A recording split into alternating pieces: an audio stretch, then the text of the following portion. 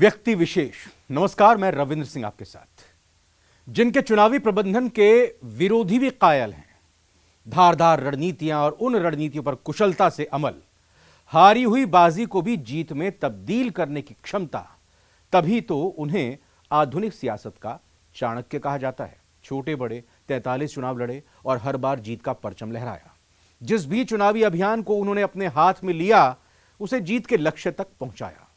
तभी तो जिस पार्टी को एक खास हिस्से और खास वर्ग की पार्टी माना जाता था, उसकी विजय पताका पूरब से पश्चिम तक, उत्तर से दक्षिण तक लहराई और उस पार्टी को सर्वव्यापी और सर्वस्पर्शी बनाया। सियासत के उसी चाणक्य के पास राजस्थान फतह के लिए क्या प्लान है, जानने के लिए चलिए देखते हैं हमारी खास पेशकश व्यक्ति विशेष। 2/3 बहुमत से सरकार बनाओगे, कमल को खिलाओगे, मोदी जी को प्रधानमंत्री बनाओगे। हर बूथ पर विजय का संकल्प,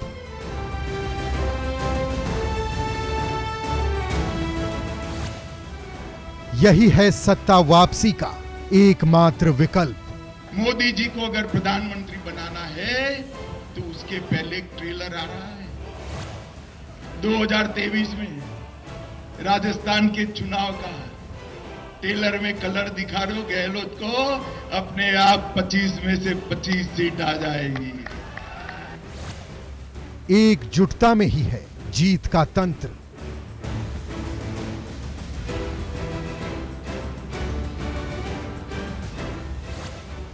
पार्टी कार्यकर्ताओं को चाणक्य का मंत्र,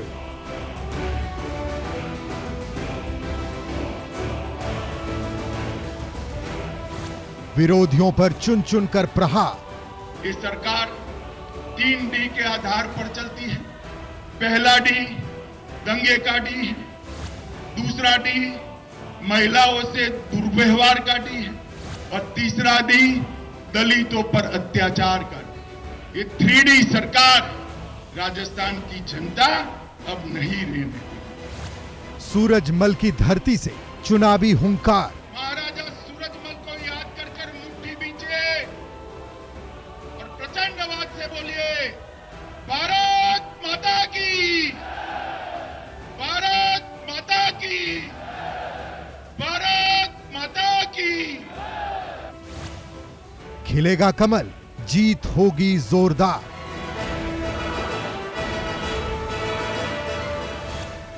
दो तिहाई बहुमत से बनेगी सरकार। तो राजस्थान बीजेपी में नया जोश भर गया है। जिस पार्टी में कुछ दिनों पहले तक गुटबाजी हावी होती दिख रही थी, वो एकजुटता के जज्बे के साथ लबरेज दिखाई दे रही है, विजय का संकल्प ले रही है। आखिर ऐसा क्यों ना हो जब आधुनिक सियासत के चाणक्य ने ही मिशन राजस्थान की कमान खुद अपने हाथों में ले ली है।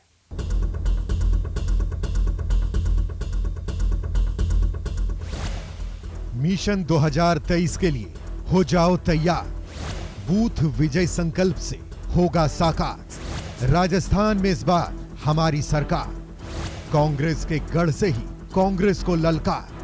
2/3 बहुमत से सरकार बनाओगे, कमल को खिलाओगे, मोदी जी को प्रधानमंत्री बनाओगे। पूरब से पश्चिम तक, उत्तर से दक्षिण तक जीत का परचम फहराने वाले इस रणनीतिकार ने जब 15 अप्रैल को मिशन राजस्थान का शंखनाद किया तो बीजेपी के नेताओं कार्यकर्ताओं में नया जोश भर गया। प्रदेश के प्रवेश द्वार राजा सूरजमल की नगरी भरतपुर में कांग्रेस पर तीखे प्रहार के साथ अमित शाह ने चुनावी बिगुल फूंक दिया। बूथ विजय संकल्प कार्यक्रम के जरिए अमित शाह ने जहां विरोधियों पर चुन चुन कर वार किए, वहीं पार्टी को एकजुटता का संदेश दिया। थाना गाजी में पति के सामने पत्नी पर बलात्कार किया गया। महिला शिक्षक को राजधानी में जिंदा जलाया गया। दौसा में आदिवासी महिला पर गैंगरेप किया गया। बलोत्रा में दलित महिला पर रेप कर उसे एसिड से जला दिया और बुजुर्ग महिला के पैर काटकर कड़े निकालने की भी घटना हुई है। मगर गहलोत जी के सर पर झूम नहीं रही। 4700 बूथों के बीजेपी कार्यकर्ता शामिल हुए। हर बूथ से 5 कार्यकर्ताओं को कार्यक्रम में भाग लेने के लिए बुलाया गया था। इसके अलावा 1600 शक्ति केंद्रों और मंडलों से भी कार्यकर्ताओं को बुलाया गया था।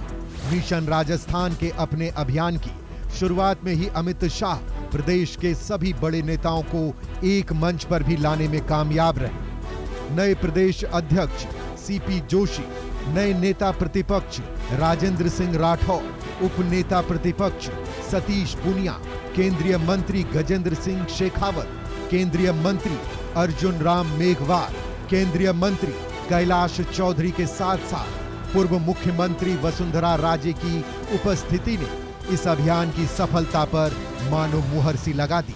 जो बीजेपी अभी कुछ दिनों पहले तक गुटों में बंटी दिख रही थी, वो एकता का संदेश दे रही थी।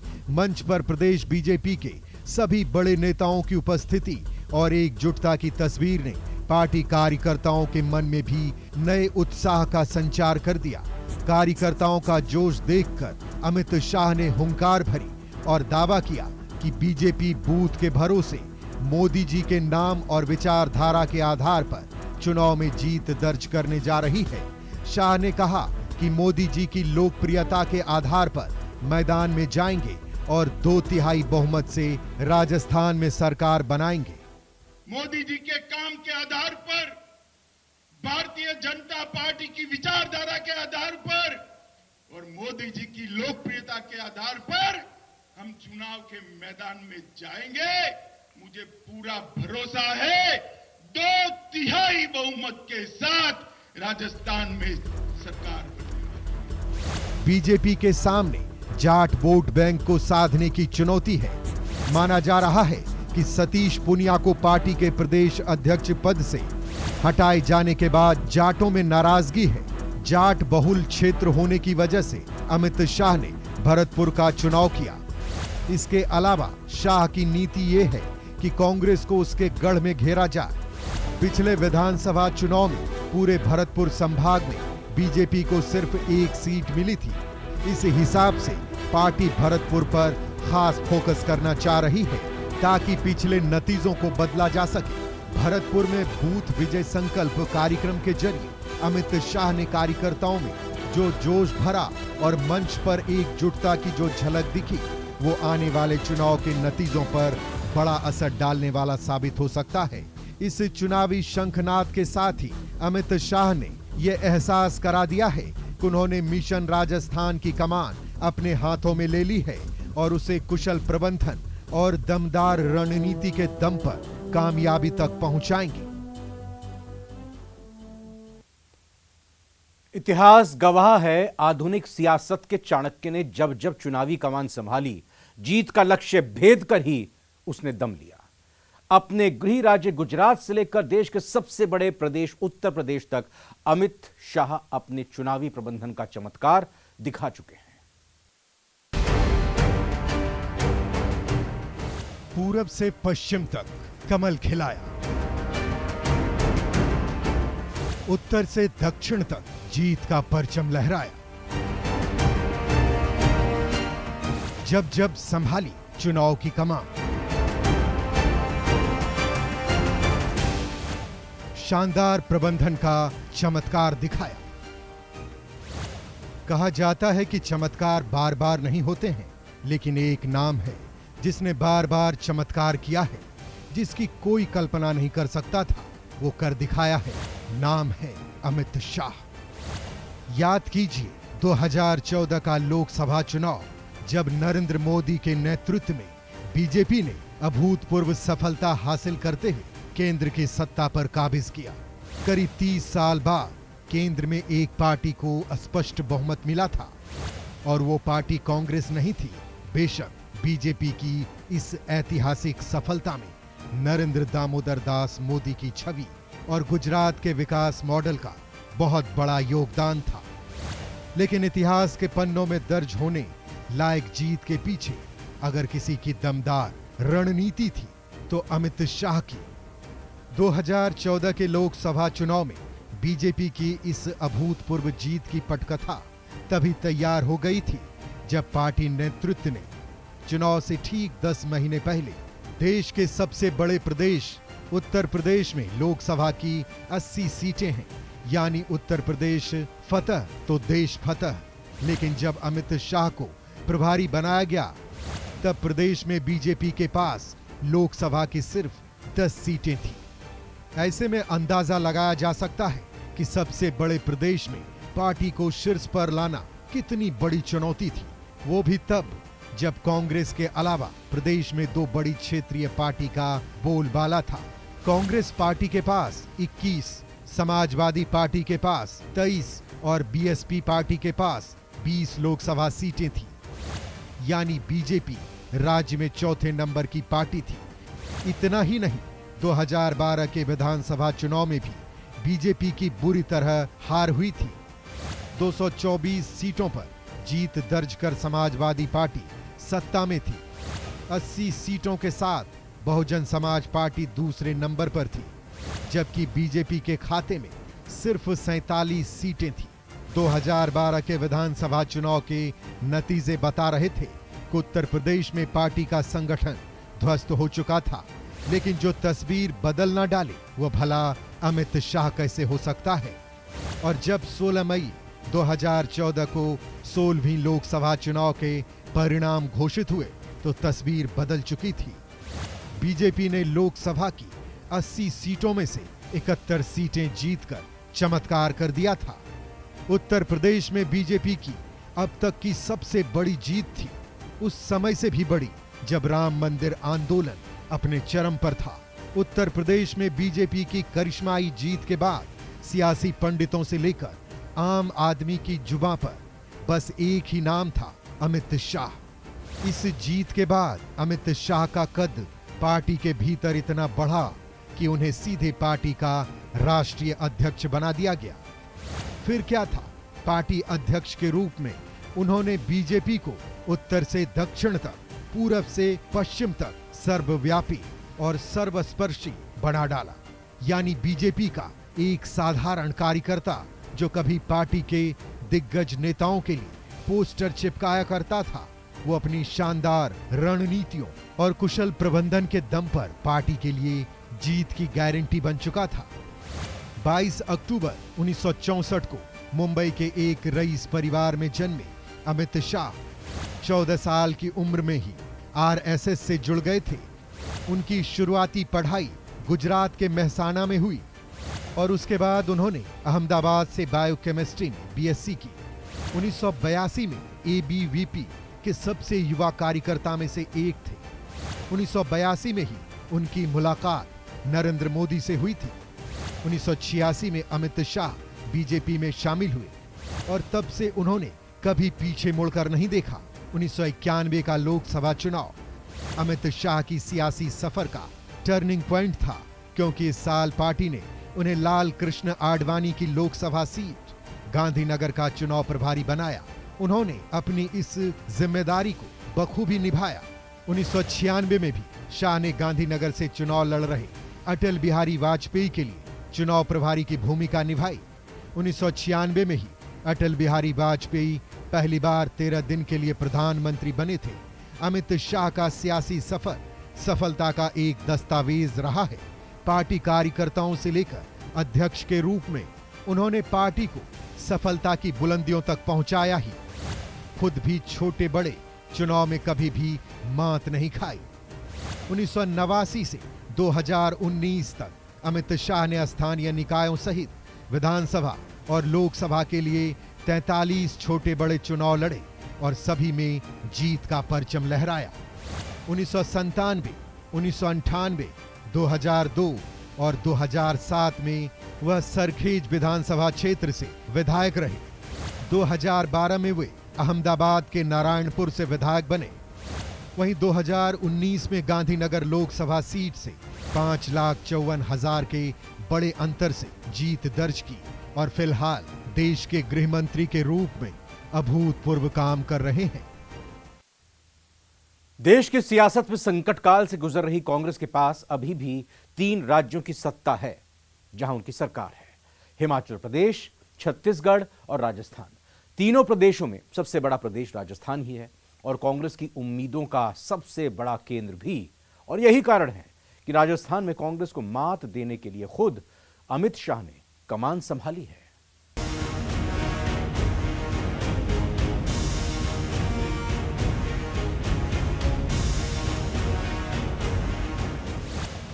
– 2013 के विधानसभा चुनाव में सिर्फ 21 सीट पर सिमट कर रह गई कांग्रेस ने 5 साल के कड़े संघर्ष के बाद 2018 के विधानसभा चुनाव में जोरदार वापसी की और बीजेपी को सत्ता से बेदखल कर दिया। जाहिर है कांग्रेस 2018 की सफलता को बरकरार रखना चाहती है, तो वहीं बीजेपी ने 2013 वाली कामयाबी को फिर से दोहराने के लिए कमर कस ली है।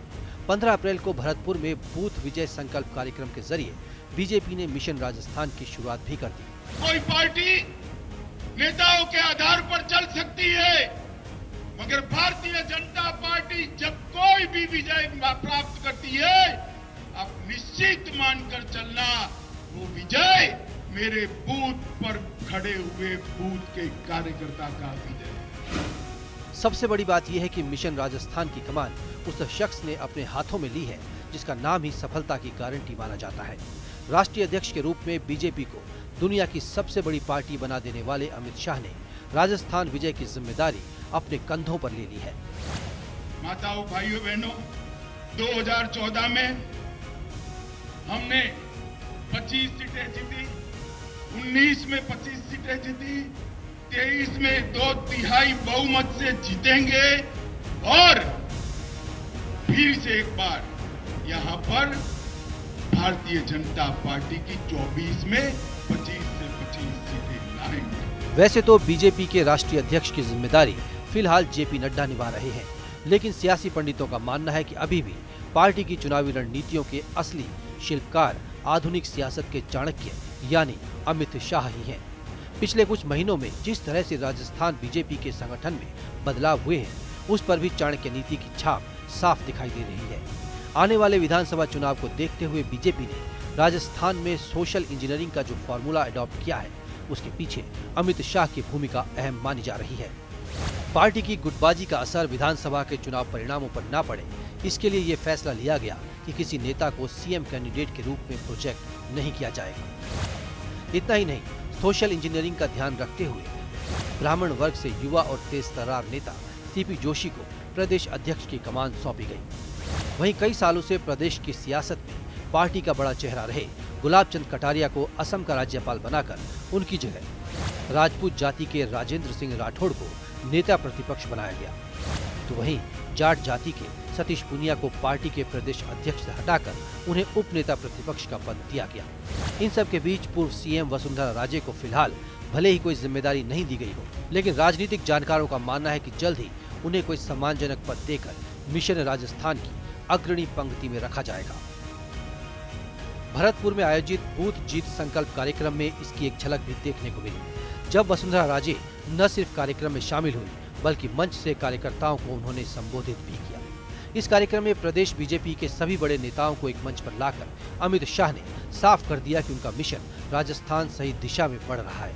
दरअसल जब भी अमित शाह किसी भी राज्य के चुनावी अभियान की कमान संभालते हैं तो उनकी कोशिश रहती है कि सभी को एकजुट रखा जाए, क्योंकि उनका मानना है कि एकजुटता से ही जीत का तंत्र बनता है और यही सफलता का मूल मंत्र भी है। एक बात और, अमित शाह पार्टी हित में कई कड़े फैसले लेने में तनिक भी नहीं हिचकिचाते हैं। यही कारण है कि पीएम मोदी भी अमित शाह के राजनीतिकरण कौशल के कायल है और आंख मूंद कर उन पर भरोसा करते हैं। सच बात तो ये कि ये भरोसा यूं ही पैदा नहीं हुआ है, बल्कि अमित शाह ने सफलता दर सफलता दिलाकर पार्टी को भारतीय सियासत के शिखर पर पहुंचाया है।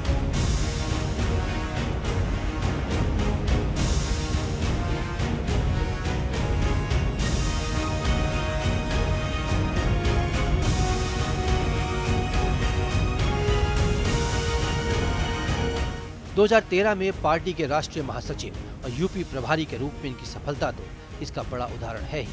बीजेपी के अध्यक्ष के रूप में अमित शाह ने उन राज्यों में बीजेपी को सत्ता के सिंहासन तक पहुंचाने में सफलता प्राप्त की जहां कुछ सालों पहले तक ऐसा होना नामुमकिन समझा जा रहा था। 2016 में असम में बड़ी जीत और त्रिपुरा जैसे राज्य में बीजेपी को सत्तासीन कर अमित शाह ने साबित कर दिया कि वो ही आधुनिक सियासत के असली चाणक्य हैं। राजनीतिक रण कौशल के अलावा देश के गृह मंत्री के रूप में भी अमित शाह की कार्यशैली उन्हें दूसरों से अलग करती है। इसके सबसे बड़ा उदाहरण है जम्मू कश्मीर में धारा 370 और अनुच्छेद 35A की समाप्ति। जो धारा 370 भारत की एकता अखंडता के लिए एक नासूर बन गई थी, उसे एक झटके में खत्म कर एक देश एक विधान और एक निशान का सपना साकार कर दिया, जिसके बाद सही मायनों में धरती का स्वर्ग कहा जाने वाला जम्मू कश्मीर और लद्दाख अब देश के बाकी हिस्सों के साथ विकास की राह पर आगे बढ़ रहे हैं।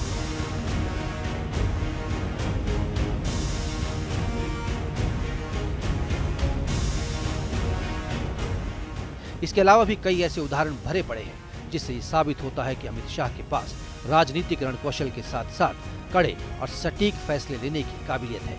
यही कारण है कि राजस्थान बीजेपी के नेताओं और कार्यकर्ताओं में विधानसभा चुनाव को लेकर नया उत्साह और जोश नजर आ रहा है, क्योंकि उन्हें लग रहा है कि जिस तरह से अमित शाह ने प्रदेश के प्रवेश द्वार से मिशन राजस्थान का आगाज किया है, वो अपने अंजाम तक जरूर पहुंचेगा। प्रचंड आवाज से बोलिए, भारत माता की, भारत माता की, भारत माता की। दूरदर्शिता, स्पष्ट सोच, परिस्थितियों के अनुसार फैसले लेने की क्षमता के साथ कठिन मेहनत अमित शाह को दूसरों से अलग बनाती है। आलोचना करने वाले कुछ भी कहते रहे, लेकिन सच्चाई तो यही है कि अमित शाह भारतीय सियासत में सफलता के पर्याय बन चुके हैं। व्यक्ति विशेष में आज इतना ही। अगले हफ्ते फिर मिलेंगे आपसे। आप देखते रहिए News 18 राजस्थान।